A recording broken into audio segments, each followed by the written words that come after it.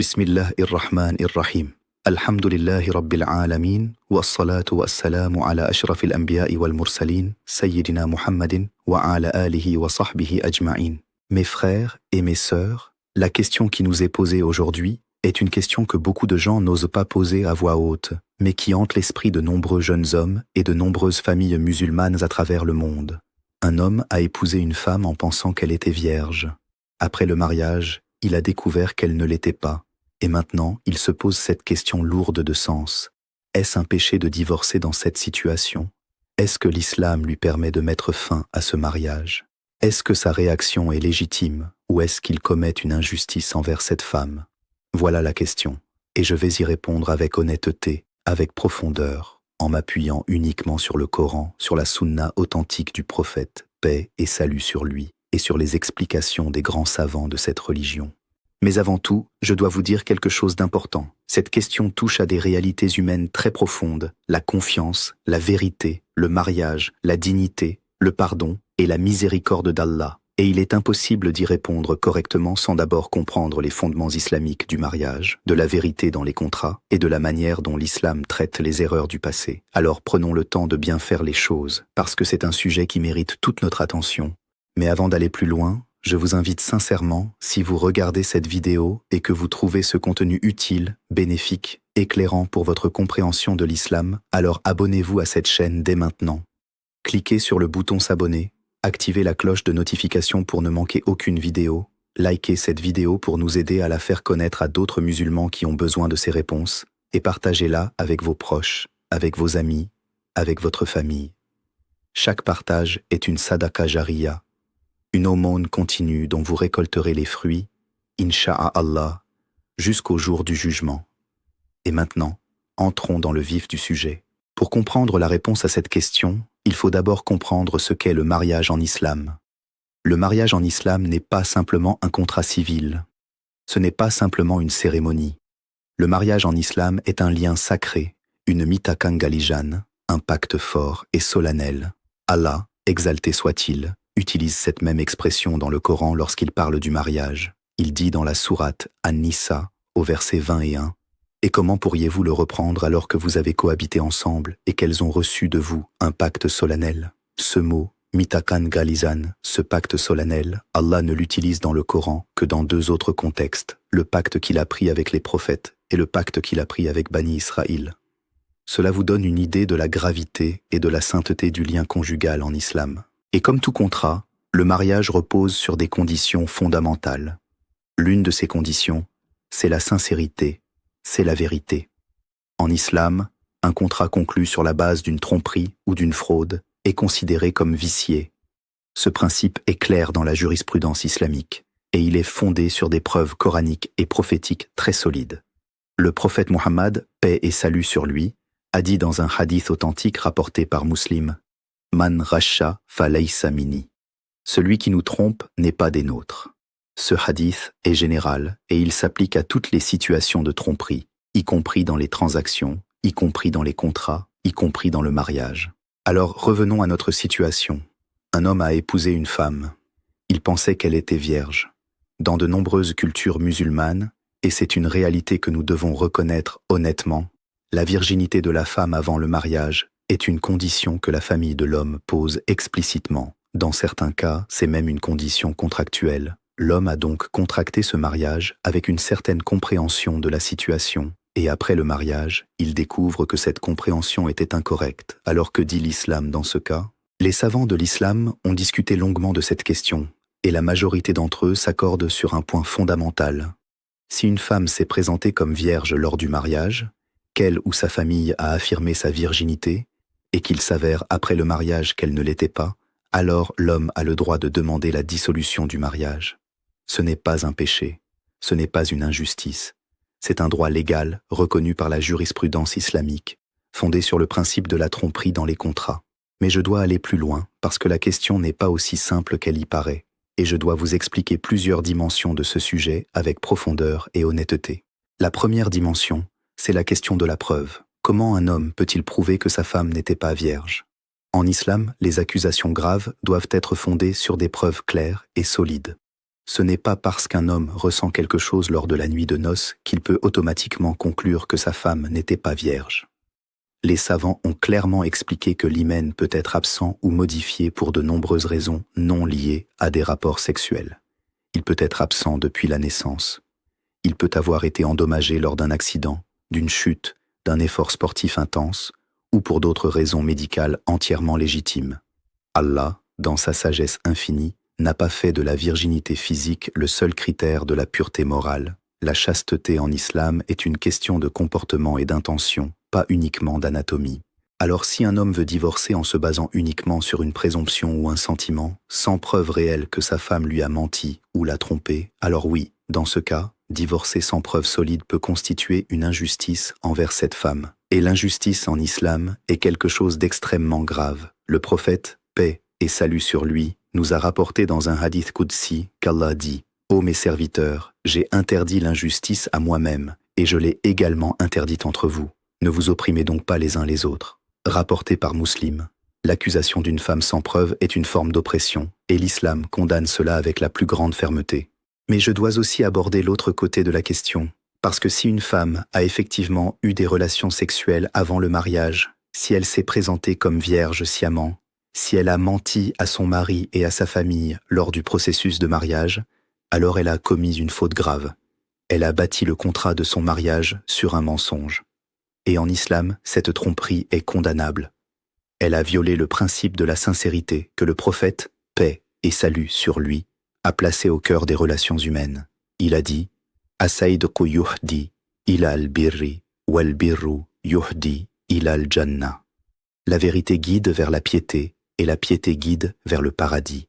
Et à l'inverse, le mensonge guide vers le vice et le vice guide vers l'enfer, rapporté par Bukhari et Muslim. Alors dans ce cas, l'homme qui divorce d'une femme qu'il a sciemment trompée ne commet pas un péché. Il exerce un droit qui lui est reconnu par la charia. Et les savants vont même plus loin en disant que dans certaines situations, si la tromperie est prouvée, l'homme peut demander la restitution de la dot, la ma'ashr, qu'il a versée, parce que le contrat a été conclu sur une base frauduleuse. C'est la position de plusieurs savants de l'école hanbalite et de certains savants de l'école malékite et chaféite. Cependant, mes frères et mes sœurs, je dois maintenant aborder une dimension que beaucoup de gens négligent, et c'est peut-être la dimension la plus importante de toutes. L'islam ne se limite pas à ce qui est légalement permis. L'islam nous appelle constamment à ce qui est le plus élevé moralement, à ce qui est le plus vertueux, à ce qui est le plus proche de la miséricorde d'Allah. Et dans ce cadre, la question que chaque homme dans cette situation devrait se poser n'est pas seulement « est-ce que je peux divorcer ?», mais aussi « est-ce que je dois divorcer ?» Et voilà où la réponse devient plus nuancée, plus profonde, plus humaine. Parce que l'islam reconnaît que les êtres humains font des erreurs. Il reconnaît que les jeunes gens peuvent tomber dans des péchés, s'en repentir sincèrement et devenir de meilleures personnes. Il reconnaît que le passé d'une personne ne détermine pas nécessairement son avenir. Et il nous appelle à la miséricorde, au pardon et à la sagesse dans nos décisions. Allah dit dans le Coran, dans la sourate An-Nour, au verset 26, « Les mauvaises femmes sont pour les mauvais hommes, et les mauvais hommes sont pour les mauvaises femmes, et les femmes bonnes sont pour les hommes bons, et les hommes bons sont pour les femmes bonnes. » Ce verset est profond.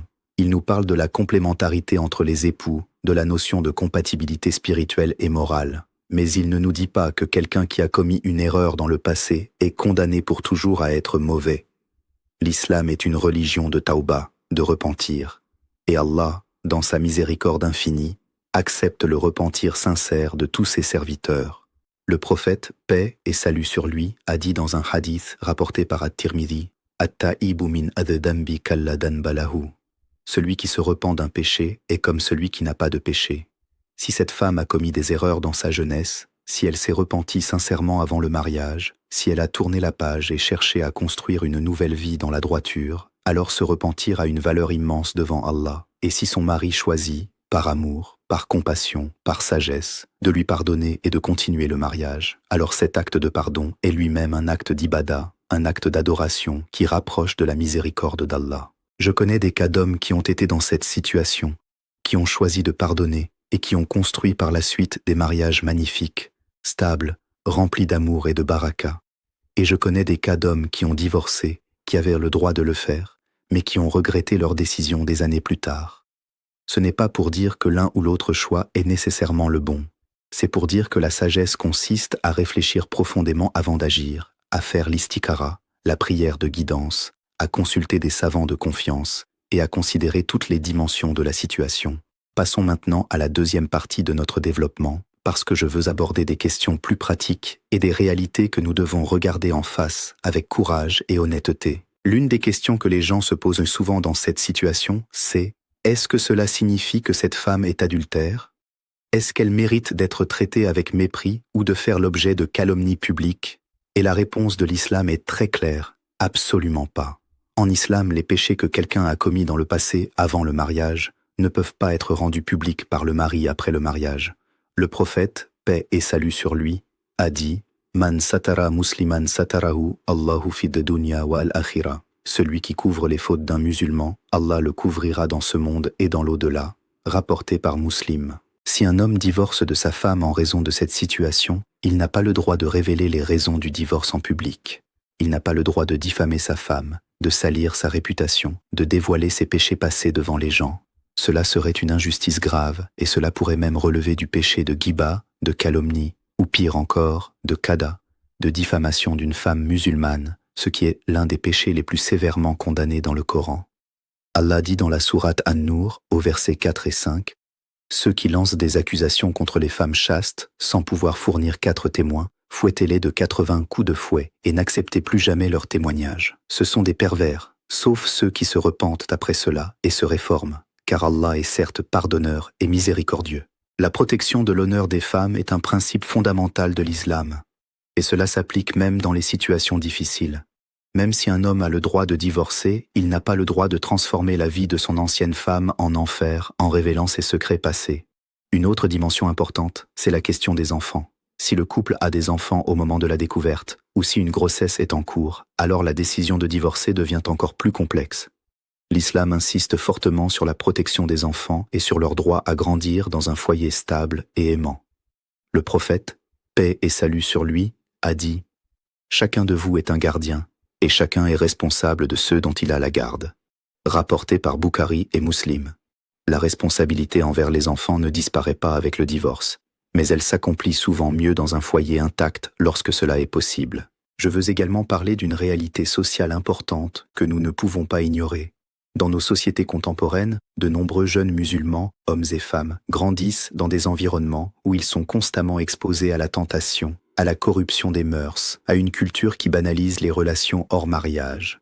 Cela ne justifie pas les péchés, mais cela nous oblige, en tant que communauté, à avoir une approche plus miséricordieuse et plus sage lorsque nous traitons des erreurs passées des individus. Nos mosquées et nos communautés doivent être des espaces où les jeunes qui ont commis des erreurs peuvent se repentir, se purifier et repartir sur de bonnes bases sans être éternellement stigmatisés. Le prophète, paix et salut sur lui, était l'exemple parfait de cette miséricorde. Lorsqu'une femme est venue le voir en avouant avoir commis la zina, il ne l'a pas humiliée publiquement. Il a cherché à comprendre sa situation, il lui a donné le temps de réfléchir et de se repentir. Cela nous enseigne une approche fondamentalement humaine et miséricordieuse des fautes morales. Mes frères et mes sœurs, j'ai aussi besoin d'aborder une question que certains d'entre vous se posent peut-être en silence. Est-ce que l'homme lui-même était vierge au moment du mariage ? C'est une question que la société pose rarement, et je dois le dire avec franchise. L'islam s'applique de manière égale aux hommes et aux femmes.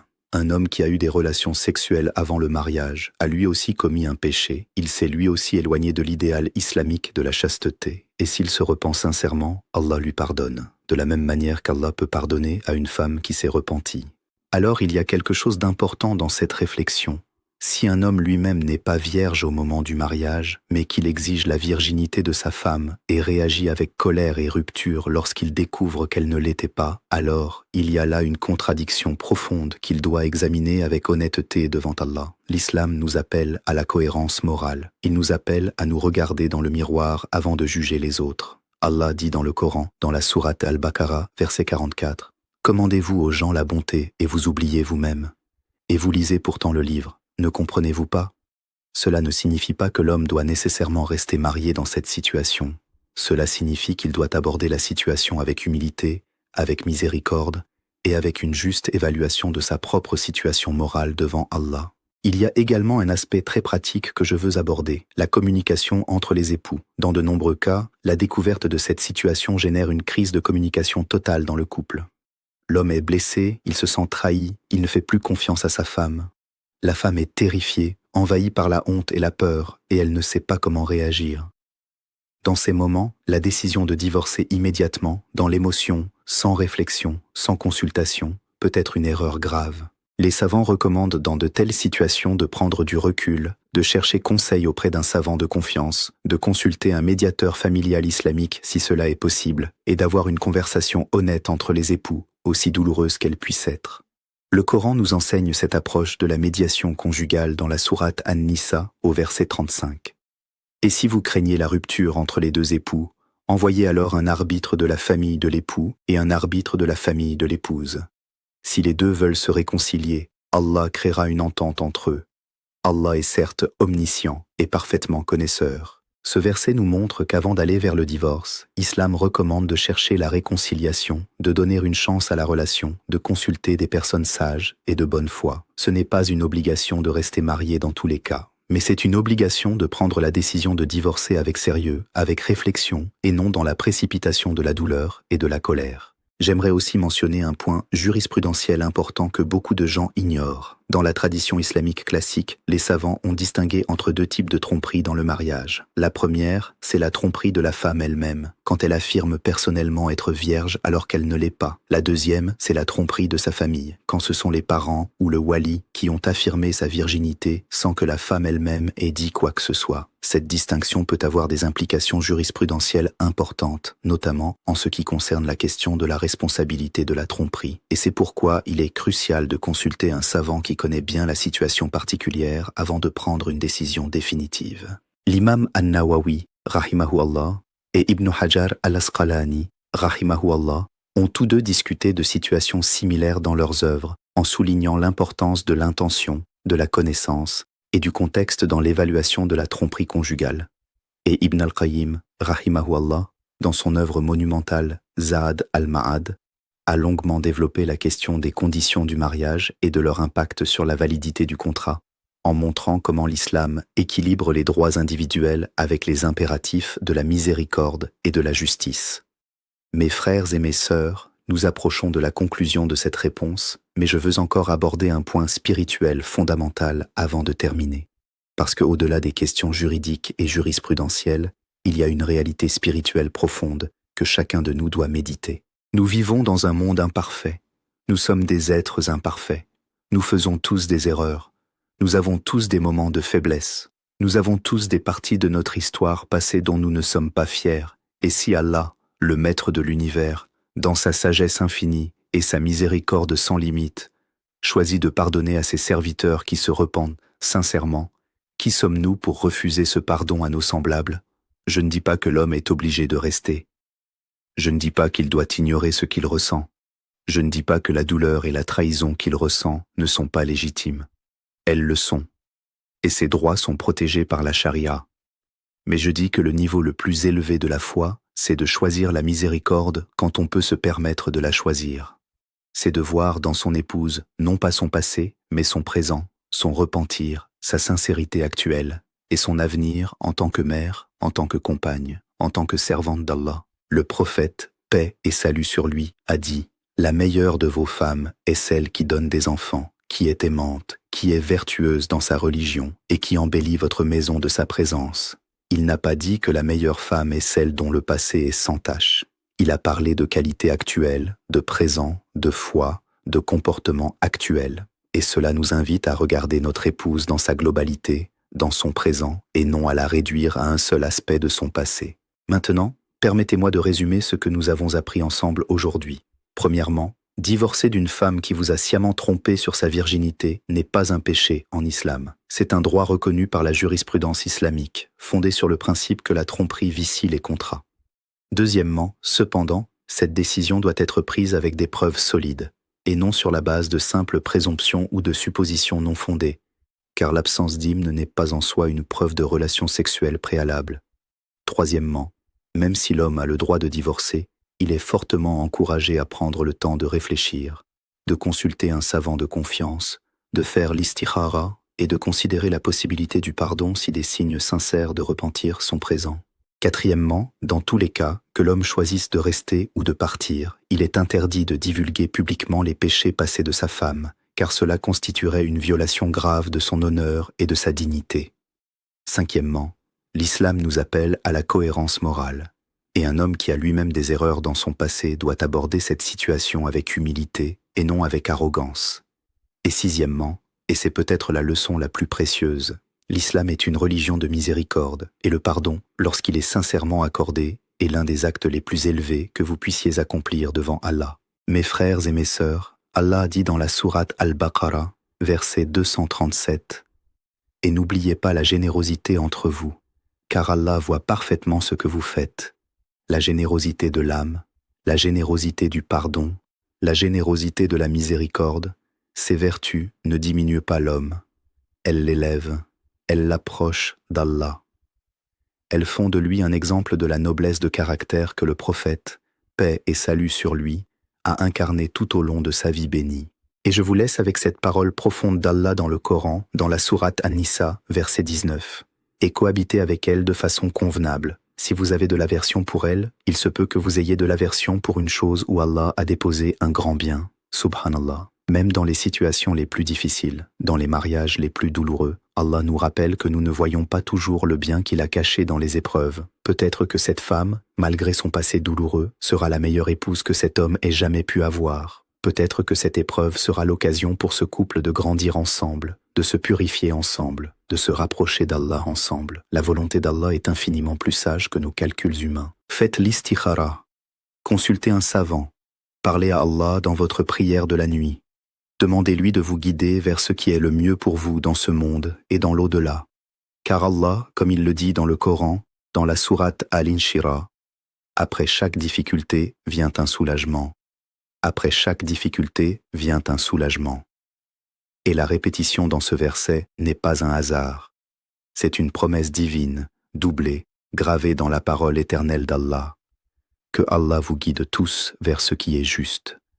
Que Allah bénisse vos foyers, vos couples, vos familles. Que Allah vous accorde la sagesse, la miséricorde et la paix dans vos vies. Et que Allah nous réunisse tous, vous et moi, dans son paradis éternel. Amin, Amin, Amin, Ya Rab al-Alamin. Et si cette vidéo vous a été utile, si elle vous a aidé à mieux comprendre l'islam, à mieux naviguer dans une situation difficile, alors s'il vous plaît, abonnez-vous à cette chaîne dès maintenant. Activez la cloche de notification pour recevoir toutes nos nouvelles vidéos.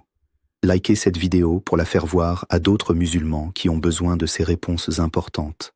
Partagez-la avec vos proches, avec vos amis, avec toutes les personnes que vous aimez et que vous voulez voir guidées par la lumière de l'islam. Et écrivez dans les commentaires « Allah Akbar » pour que nous sachions que vous avez regardé cette vidéo jusqu'à la fin et que vous êtes parmi ceux qui cherchent sincèrement la connaissance et la guidance d'Allah. Barak Allahu fikum. Wa assalamu alaykum wa rahmatullahi wa barakatuh.